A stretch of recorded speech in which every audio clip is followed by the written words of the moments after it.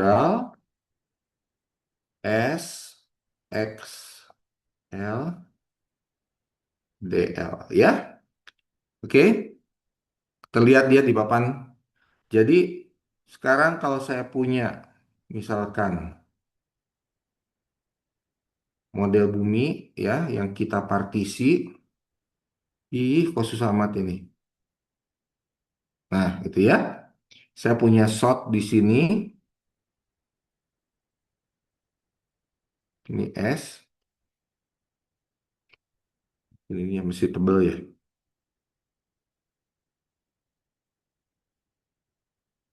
S. Nah, tuh bagus ya. Dan di sini ada titik receiver di sini titik ini.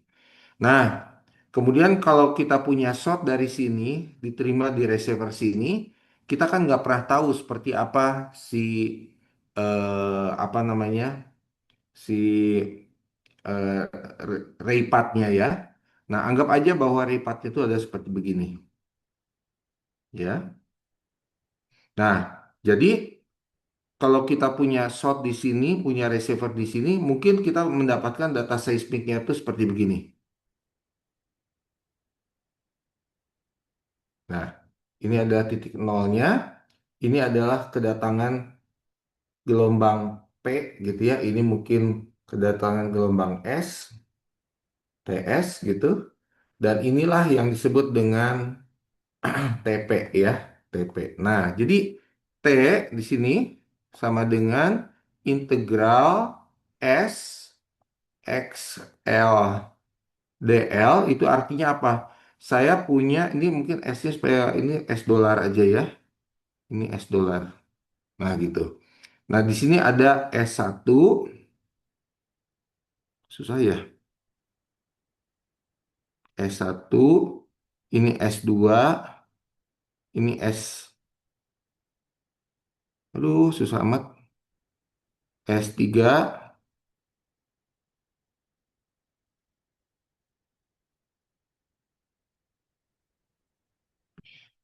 ini sampai dengan S9. Nah, gitu ya. Kalian bisa ngikutin? Jadi ini ada 1, 2, 3, 4, 5, 6, 7, 8, 9 ya. Ada 9 buah S. S di sini tuh adalah slowness ya. Sebentar, saya ganti dulu ininya.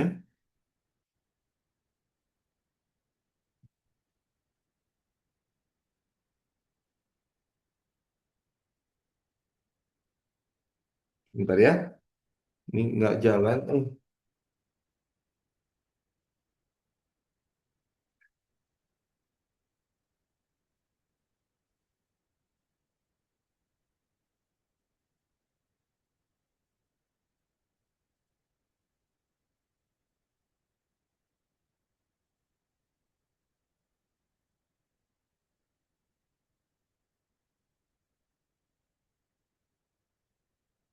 Ya. Jadi saya punya eh, source di kiri atas dan kemudian di kanan bawah ini adalah receivernya ya. Nah, kemudian eh, kalau kita lihat si sinar gelombang ini, maka dia apa namanya masuk ke dalam kotak S1, S2, S2 tidak dilewati, ada S4, S5 dilewati, S6 tidak, S7 tidak, S8 iya, S9 iya. Jadi dengan demikian, seperti apakah si itunya, si persamaannya? Bentar,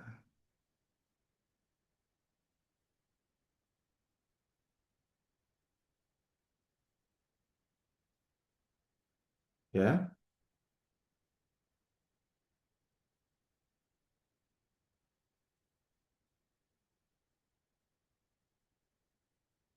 Maka waktu tempuh dari S dolar ke R ini adalah T, aduh, kok nggak mau ya? T, lebih kecil. T sama dengan S1. Waduh, ini saya frustasi nih. sama papan. Tunggu sebentar ya. Gimana caranya? S1 ditambah sorry, sorry.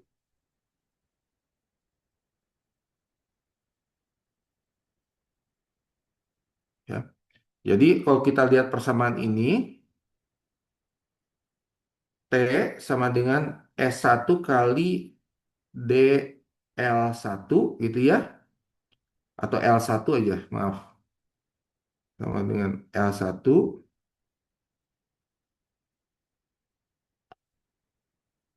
ditambah S2-nya nggak ada kan? S2-nya dikalikan dengan L2-nya 0. Ditambah S3 kali 0. Ditambah S4 dikali L4 ya. L4 tuh mana? Yang ini ya. Nih yang di sini. Nih, nah ini. L4 tuh adalah dari sini ke sana. Ditambah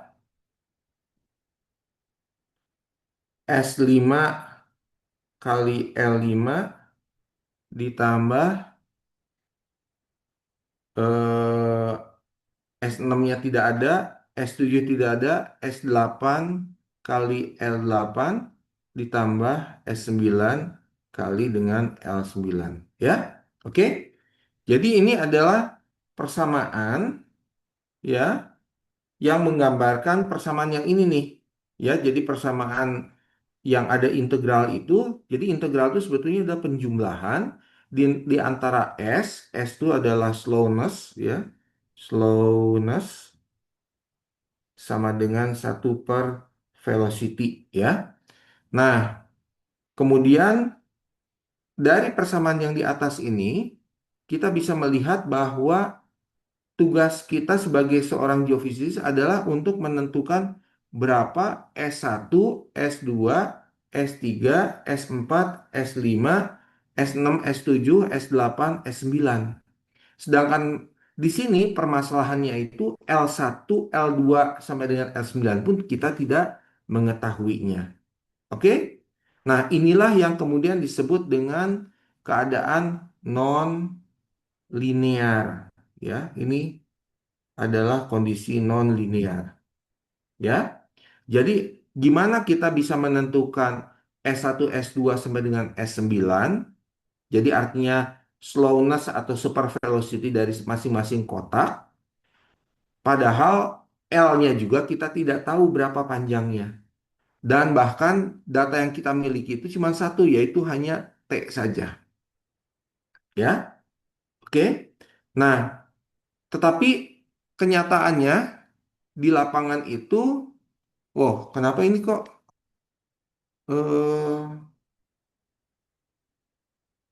sebentar.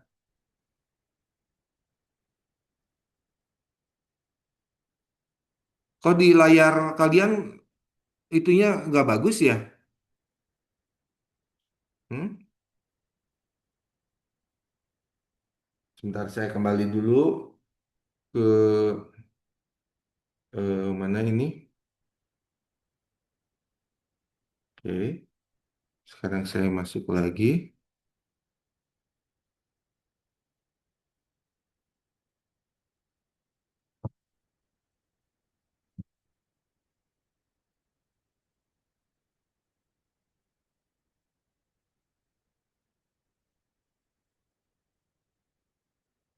Hmm.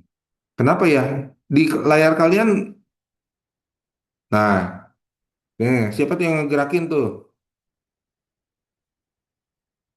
Oke ya.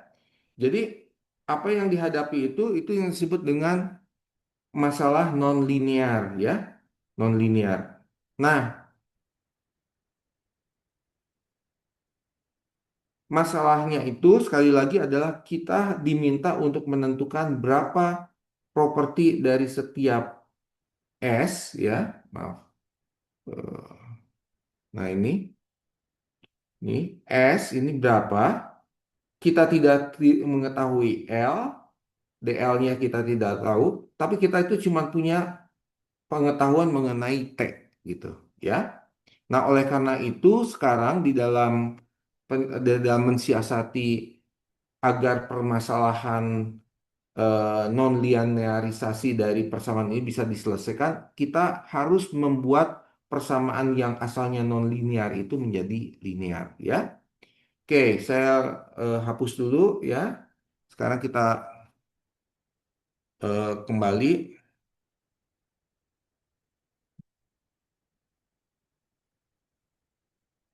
Sekali lagi, kita punya persamaan. Oke. T sama dengan integral S X L S X, sorry, X.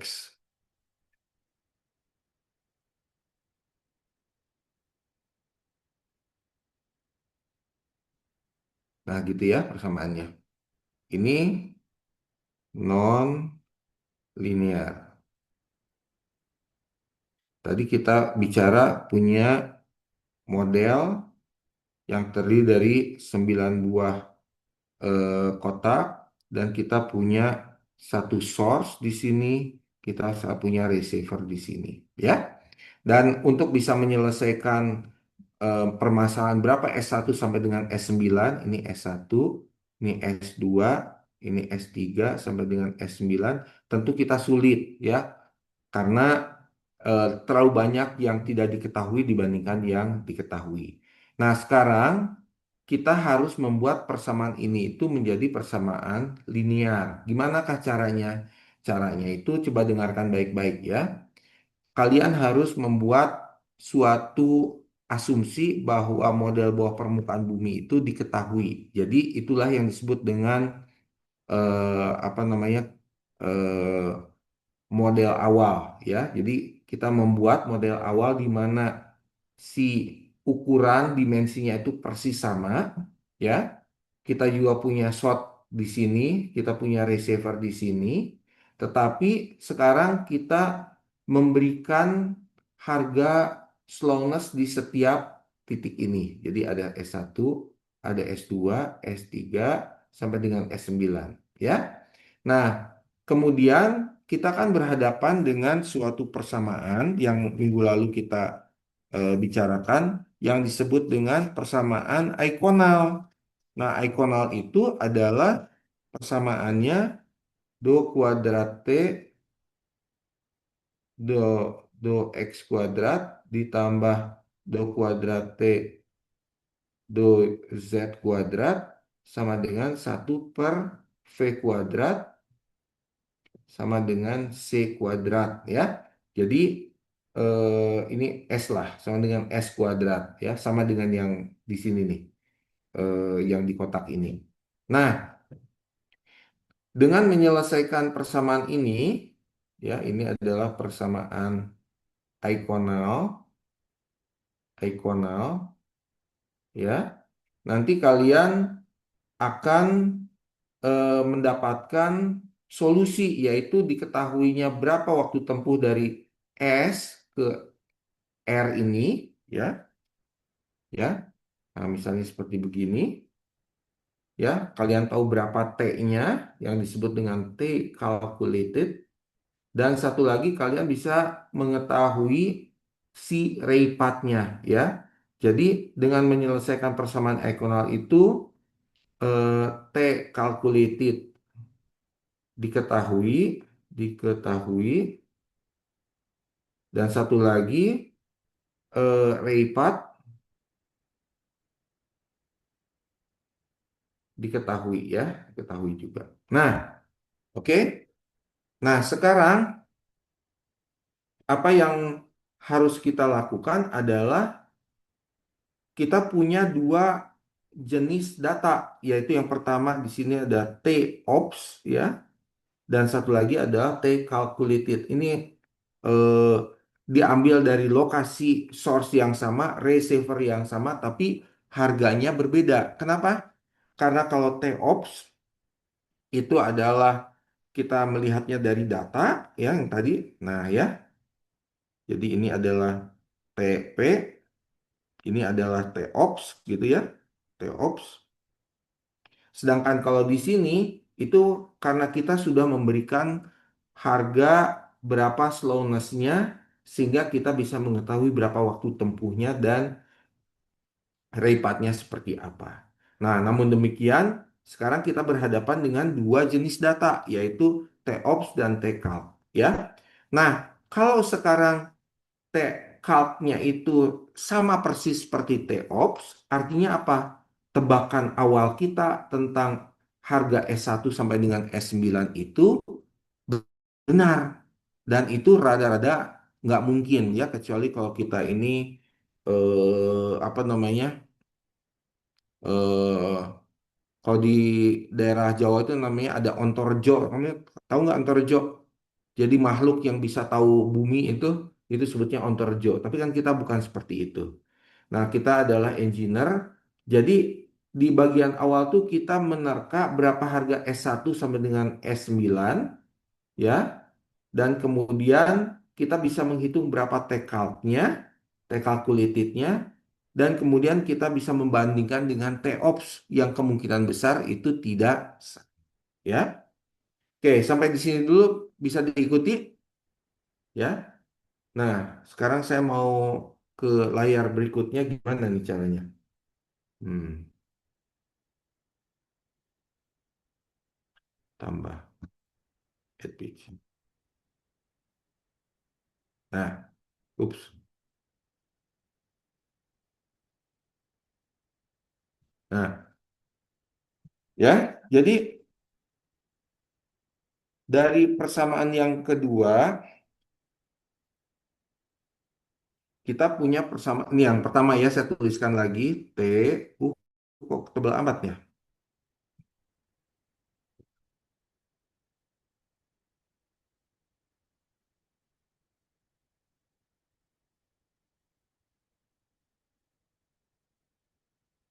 Oke. T T ops gitu ya. T ops sama dengan integral S X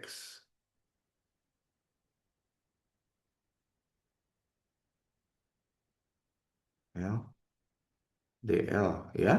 Satu lagi kita punya T calculated sama dengan integral S0 karena kita mengetahui ya sebutnya 0 S0 X L DL ya. Oke, jadi kita punya dua.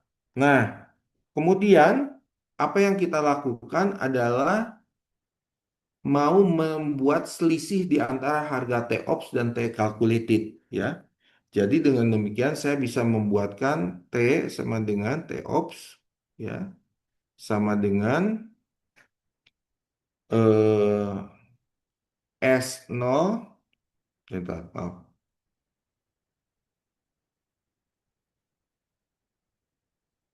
Oke ya, sama dengan integral sepanjang LI gitu ya. Itu adalah di sini S0 X L ditambah delta S XL DL. Nah, ya. Jadi T-ops itu kalau saya tuliskan sebagai fungsi S0 jadi seperti ini, ya. Atau bisa juga dituliskan integral sepanjang LI, artinya LI itu adalah lintasan yang diketahui karena kita memberikan harga S0 ya. S jadi L S0 dikalikan dengan XL DL ditambah integral sepanjang LI juga delta S XL DL ya. Oke. Jadi ini adalah fungsi dari eh, apa namanya? Velocity awal, sedangkan ini adalah sesuatu yang terkait dengan velocity atau slowness yang diakibatkan adanya perbedaan antara T-ops dan T-calculated gitu ya. Nah, jadi kalau sekarang kita mau eh, menuliskan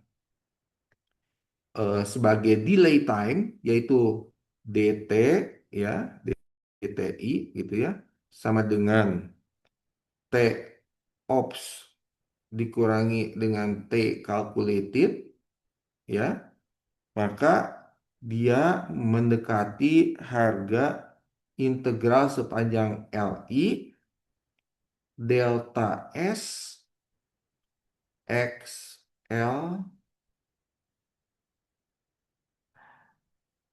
DL. Nah, gitu ya. DL. Ya. Jadi dengan demikian kita melakukan suatu sistem yang sekarang persamaannya itu menjadi persamaan linear. Ya. Ini menjadi persamaan persamaan linear. Ya. Bukan lagi non linear tapi ini linear. Kenapa?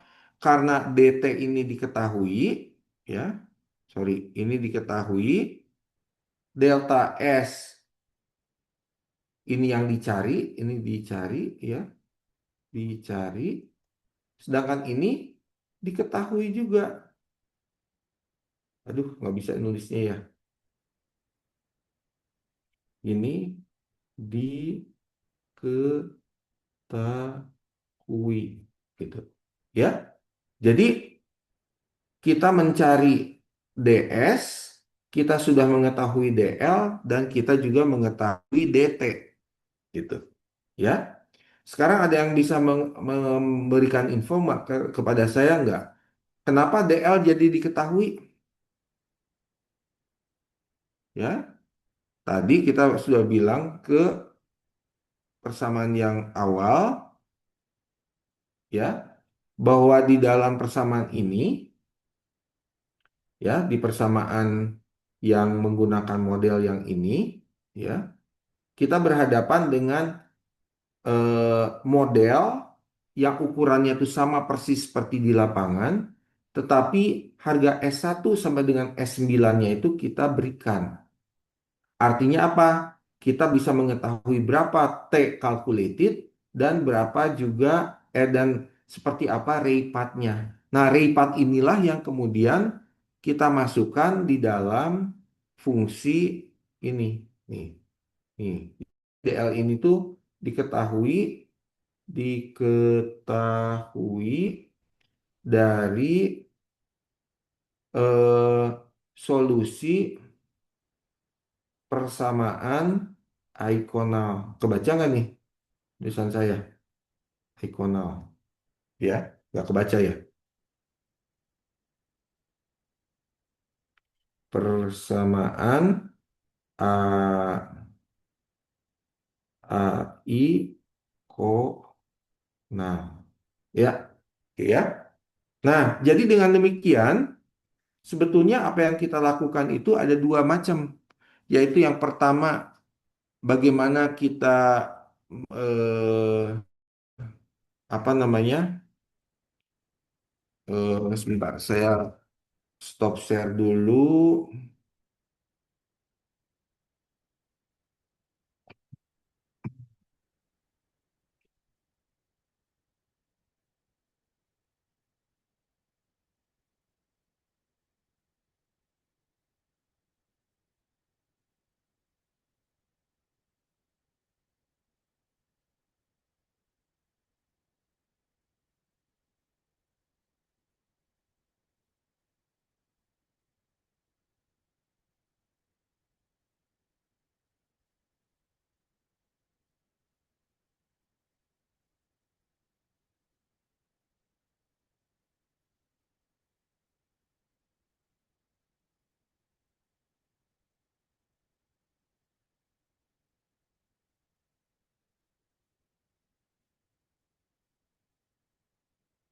Nah, ini ya.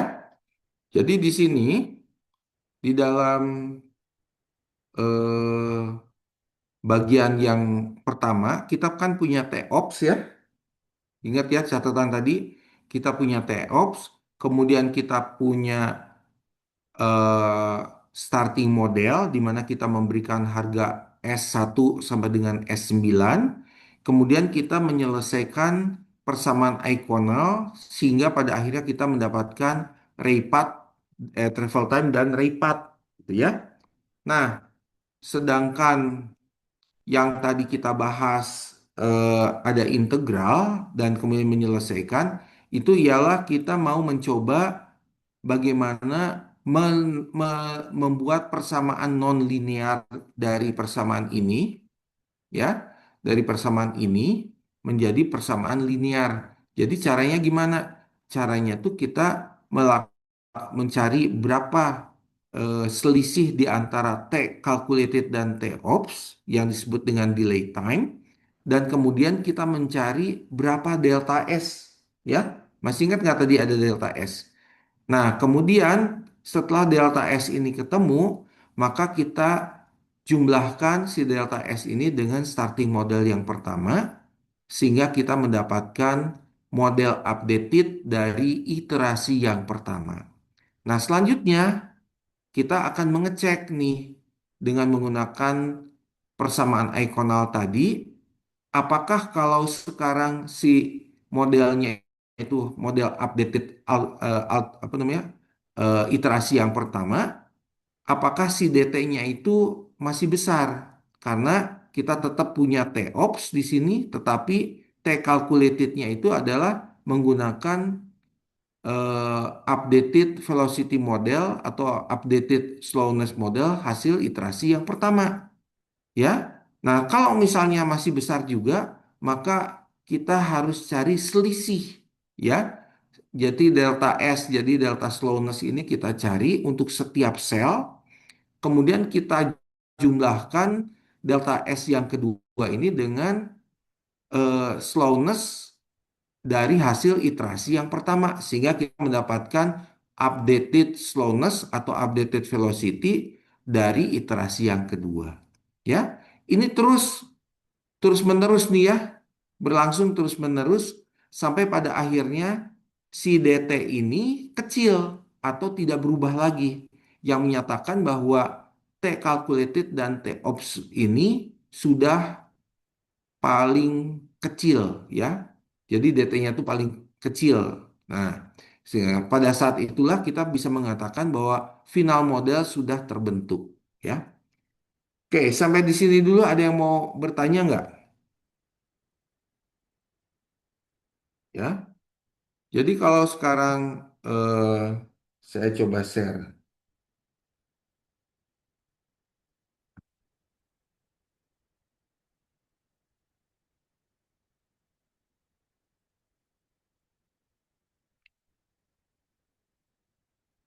Eh,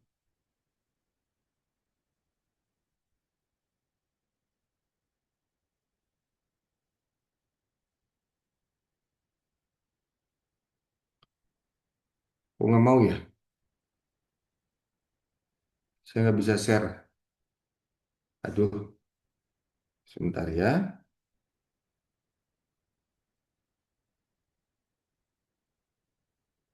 Saya keluar dulu sebentar, saya kembali lagi ya. Ini eh,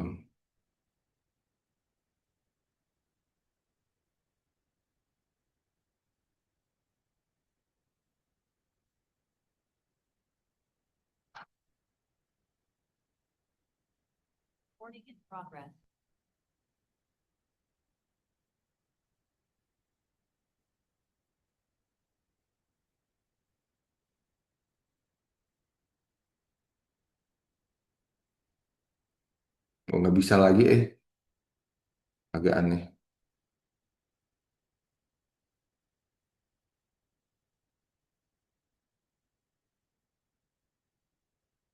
Ya, iya. Jadi kalau saya kembali ke tadi persamaan ini. Ya, saya mau menekankan bahwa di dalam proses inversi tomografi itu ada dua jenis operasional. Yang pertama adalah kita membuat apa yang disebut dengan forward modeling, artinya dari model kemudian kita dapatkan travel time dan rate path. Sedangkan yang satu lagi yang disebut dengan inversi, yaitu kita punya DT dan kemudian mau mencari berapa model atau parameter yang terkait dengan model untuk setiap kotak atau setiap grid atau setiap sel yang ada di dalam model kita. Ya, dan ini dilakukan secara iteratif terus-menerus. Oke, sampai di sini dulu ada yang mau ditanyakan atau ada yang nggak ngerti, silakan kamu mau bertanya. Ini soalnya saya menulis pakai jari ya, harusnya pakai pulpen, tapi kok pulpennya nggak jalan. Silakan kalau ada yang mau bertanya.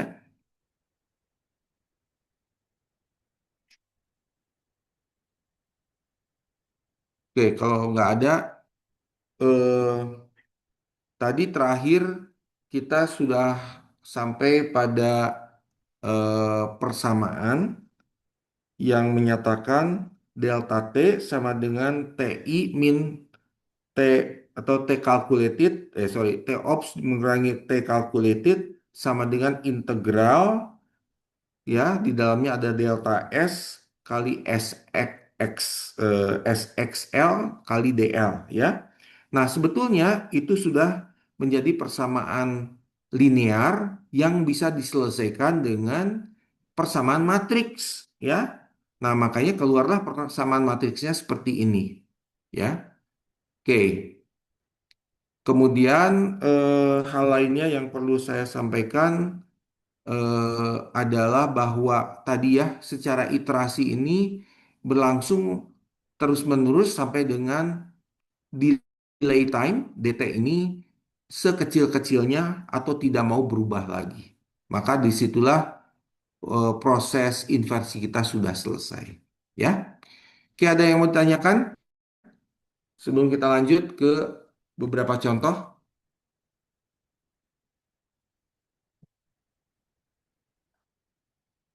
Silakan kalau ada yang mau bertanya.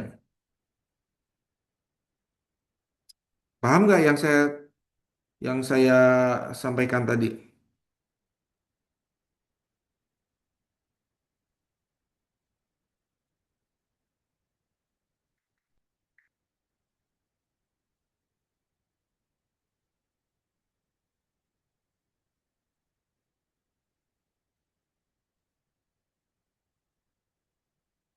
Ada yang mau ditanyain?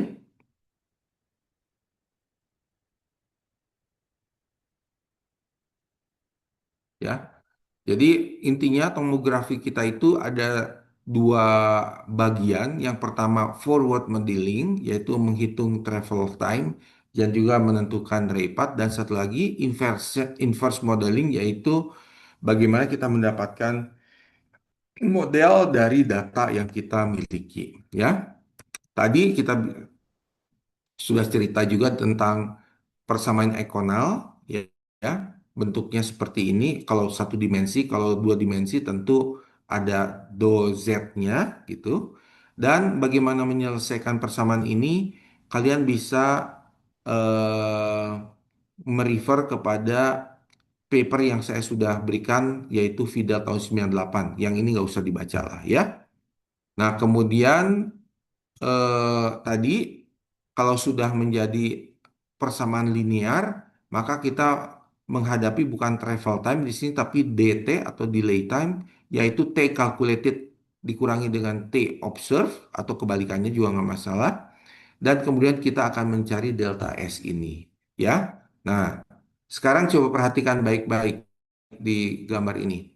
Jadi sekarang saya punya shot, punya receiver, dan model bumi kita itu kita bagi-bagi menjadi ukuran sel yang kecil-kecil yang jumlahnya ada 16 buah seperti di gambar ini ya. Nah, kemudian dari source ke receiver ini eh, dianggap ya kita umpamakan bahwa si sinar gelombangnya itu seperti ini. Nah, jadi dengan demikian kita menghadapi suatu persamaan di mana kita harus menentukan berapa si slowness, yaitu artinya S0 sampai dengan S16 ya di sini. Itu yang harus kita cari. Sedangkan data kita itu adalah berapa jumlah sinar gelombang seismik yang kita miliki. kalau sekarang kita punya cuma satu source dan satu receiver, maka sebetulnya kita hanya mempunyai satu sinar aja. Tapi kalau sekarang kita punya satu source dan 10 receiver, artinya kita punya 10 buah data, ya. Jadi D-nya itu akan ada 10. Bayangkan kalau kita punya 10 buah source dan kita punya 10 buah receiver. Berarti jumlah data kita ada berapa? Ada 100. Jadi bisa dibayangkan bahwa data yang kita miliki yaitu 100 buah, tetapi jumlah sel yang akan ditebak itu tetap hanya 16 saja. Makanya kita sebutkan permasalahan yang kita hadapi itu adalah over determined problem. Artinya eh, apa namanya lebih banyak datanya dibandingkan dengan yang harus ditebak, ya. Nah, kemudian apa yang kita harus susun di dalam program inversi untuk menyelesaikan harga M itu adalah menyusun apa yang disebut dengan matriks kernel. Nah, matriks kernel ini sebetulnya yang mempunyai informasi yang menghubungkan antara data itu ada travel time atau delay time, ya, dengan model, ya. Nah, seringkali kita itu berhadapan dengan matriks kernel yang ukurannya besar sekali dan komponennya itu banyak berharga nol, ya. Nah, di zaman dulu menyelesaikan persamaan ini setengah mati, tetapi sekarang dengan adanya teknologi komputer yang cukup canggih, maka si apa namanya pengisian dari si komponen matriks kernel ini bisa lebih cepat. Bahkan juga untuk menyelesaikan persamaan ini, ya. Jadi tadi kan kita udah sampai persamaan ini, kemudian kalau kita diskretisasi akan keluar persamaan ini, di mana D itu adalah yang ini, M itu adalah yang kita cari, sedangkan G ini adalah matriks yang terkait dengan posisi shot dan posisi sinar gelombang seismik, ya. Oke. Nah, kemudian ini kira-kira adalah bentuk persamaannya, ya, secara general aja. Dan kemudian karena kita mau mencari berapa harga M, maka M itu, matriks M itu bisa diselesaikan dengan persamaan matriks atau penyelesaian persamaan matriks seperti di sini. Nah, sekarang saya mau tanya, apakah di antara kalian ada yang tidak familiar dengan bentuk persamaan ini? Dulu di analisis komputer komputasi geofisika harusnya sudah pernah diberikan seperti ini. Masih ingat nggak cara menyelesaikan persamaan ini? Kenapa di sini ada matriks identitas yang harus ditambahkan? Ada yang tahu? Halo? Karena harus dijaga bahwa matriks diagonalnya itu tidak ada harga yang nol. Kalau sampai ada harga nol, maka itu akan menjadi matriks singular namanya itu, ya. Matriks singular artinya determinannya tak hingga dan tidak bisa memberikan solusi, ya. Oke. Nah, saya coba untuk menutup kuliah hari ini dengan menunjukkan eh, contoh ilustrasi yang moga-moga buat kalian lebih ngerti, ya. Nah, coba perhatikan baik-baik, ya. Di sini ada model, ya, model subsurface, ya. Panjang lintasannya itu atau maaf, di sini tuh kita mempunyai survei yang namanya cross hall seismic tomography, ya. Jadi kita punya dua buah lubang bor yang dipisahkan dengan jarak 50 meter, ya. Nah, kemudian di antara dua lubang bor ini ada suatu benda anomali, ya. Tapi kalau kita ke lapangan harusnya kita nggak tahu, ya, di situ ada anomali. Nah, kebetulan anomalinya itu mempunyai harga 2.500 meter per second atau 2,5 kilometer per second, sedangkan yang backgroundnya itu mempunyai harga 2 kilometer per second atau 2.000 meter per second. Ya. Nah, kemudian kita lakukan suatu survei seismik dengan source-nya di atas di sini dan receiver-nya kita pasang di sepanjang lubang bor yang kanan dengan jaraknya 2,5 meter. Ya, ini rasanya saya sudah pernah menjelaskan. Jadi berapa sih jumlah receiver yang diperlukan untuk dipasang di dalam konfigurasinya? Ada yang tahu berapa? Kalau kita punya lubang bor ini kedalamannya 100 meter dan jarak interval dari geofon ini receiver itu adalah 2,5 meter, maka berapa jumlah geofon atau jumlah receiver yang diperlukan? Jawabannya berapa? 100 dibagi 2,5 terus ditambah satu. Jadi berapa itu? 100 dibagi 2,5 karena jarak antar geoponnya 2,5 meter ya. Dan lubang bornya ada 100 meter. Jadi 100 dibagi 2,5 ditambah satu. Jadi berapa jumlahnya? Halo, berapa?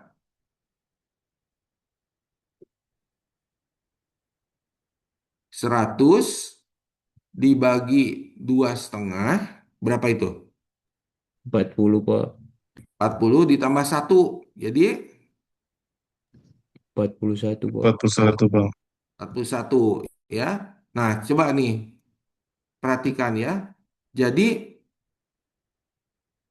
kalau saya punya receiver nomor satu di paling atas, receiver nomor 41 yang paling bawah, maka setelah kita melakukan survei, kita mendapatkan data seismik seperti ini. Tuh, jumlahnya ada 41 buah trace seismik ya. Nah, trace seismik ini bagaimana menghasilkannya? Karena kita pasang receiver di sini, sedangkan source-nya kita pasang di sini ya. Dan di dalam gambar yang ini ya, itu dijelaskan medan gelombang seismik pada saat 30 milisecond dan 45 milisecond ya. Jadi ini adalah solusi dari gelombang persamaan gelombang, sedangkan yang ini adalah byproduct-nya apabila kita punya receiver di sepanjang lubang bor dan kita bisa mendapatkan data seismiknya. Nah, sekali lagi di dalam mata kuliah ini kita hanya memanfaatkan first arrival travel time. Jadi, meskipun bisa terlihat di sini adanya event-event yang terbentuk sebagai respon adanya benda anomali, tetapi sebetulnya yang kita akan gunakan adalah first arrival travel time seperti ini. Ya. Nah, singkat cerita, ketika si data seismik ini dijadikan sebagai input data, dan kemudian kita mau melakukan inversi, maka pada akhirnya kita akan mendapatkan model akhirnya seperti ini. Ini misalnya setelah melakukan inversi tomografi sampai dengan iterasi ke 10 misalnya ya. Ke 10, seingat saya ini ke 10. Nah, coba bandingkan dengan model aslinya. Ini adalah model rekonstruksi. Kalau menurut saya, perbedaannya itu nggak terlalu signifikan ya. Artinya apa? Seismik tomografi yang dilakukan di model yang kecil ternyata masih mampu untuk mendeteksi adanya benda-benda anomali. Meskipun propertinya itu berbeda. Kenapa? Karena di sini ya, ini sama ya. Ya, jadi perbedaan antara yang berwarna biru ke warna merah itu dia sangat gradual, sangat halus, yang membuat apabila adanya gelombang seismik yang dibangkitkan di sini, ya, kemudian menjalar setelah 45 milisecond, maka kamu kalian tidak bisa melihat adanya later arrival, hanya yang bisa teramati adalah first arrival travel time. Kita tidak punya yang namanya gelombang refleksi kah ataukah gelombang apa namanya koda, itu tidak ada. Nah, dengan demikian, kalau sekarang saya menggunakan model yang di bawah sebagai pengganti input model ini, misalnya kita punya source juga di sini, receiver dari sini sampai sini dan jumlahnya 41, maka sintetik seismogram atau seismogramnya itu akan bentuknya seperti ini. Tidak ada letter arrival yang diikut terekam, ya. Nah, tapi apa yang menarik bahwa harga first arrival travel time di sini dengan yang di sini atau dengan yang di sini itu sama persis. Yang membedakan adalah di model tomografi kita tidak punya later arrival, sedangkan di sini kita punya. Ya, oke, sampai di sini ada yang mau ditanyakan? Kita lihat waktu kita masih punya sekitar 7-8 menit. Kalau ada yang mau bertanya, silahkan. Nah, saya tahu bahwa di antara kalian ada yang merekam, ya, merekam kuliah ini. Nah, sekarang ada tugas yang kedua. Ini tugas yang keberapa ya? Tugas kedua ya, rasanya? Betul nggak?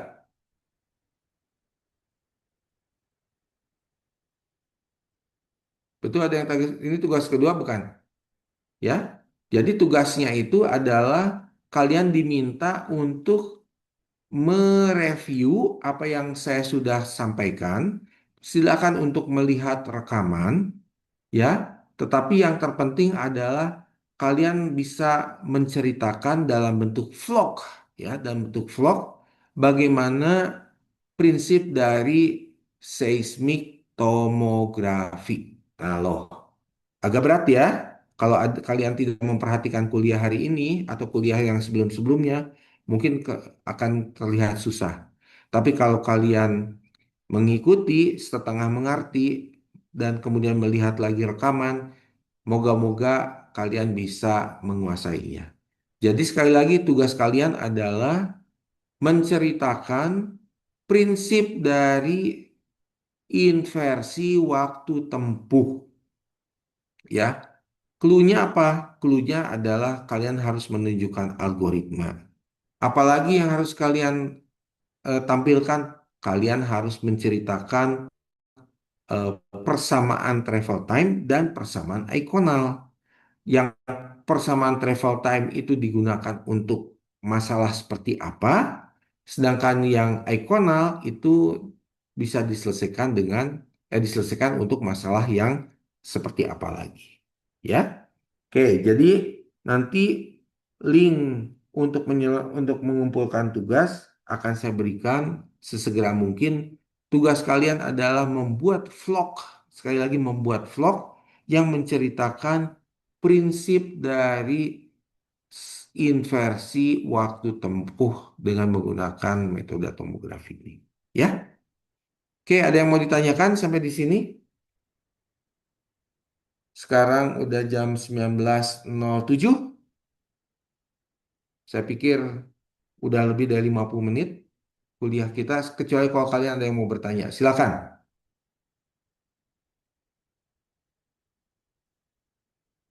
Silakan kalau ada yang mau bertanya. Nanti untuk gini ya, untuk tugas itu kan kalian harus merekam ya. Dan merekamnya itu kalau kalian bisa menjelaskan dalam bentuk eh, apa namanya penurunan, tapi direkam itu akan excellent daripada kalian cuman mengandalkan pada ngomong saja atau membuat PPT dan mencoba untuk menjelaskan ya. Akan lebih baik kalau kalian bisa interaktif untuk menjelaskan seperti dosen dan menurunkan rumusnya ya. Oke, sampai di sini dulu aja ya pertemuan sore hari ini. Nanti saya akan eh, perjelas lagi tugasnya. Begitu juga dengan ada material yang saya akan berikan ke kalian untuk bahan bacaan. Tetapi tugas ini targetnya untuk sampai dengan akhir minggu depan, yaitu sampai dengan tanggal 21 April. Ya, kalau 21 April, 21 Juni ya. 21 Juni mohon untuk dikumpulkan.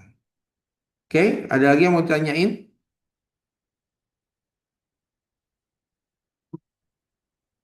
Oke, kalau tidak ada, kita cukupkan ya pertemuan hari ini. Mungkin kalian juga sudah ngantuk, saya juga sudah mulai ngantuk. Dan kita ketemu, besok kita ketemu lagi. Ya, oke ya. Jadi kita ketemu lagi besok. Kalau nggak salah ada jadwal dan kita lanjutkan materinya. Oke, terima kasih atas perhatiannya. Selamat malam, selamat beristirahat. Wassalamualaikum warahmatullahi wabarakatuh. Waalaikumsalam Pak. Terima kasih Pak. Terima kasih Pak. Yuk.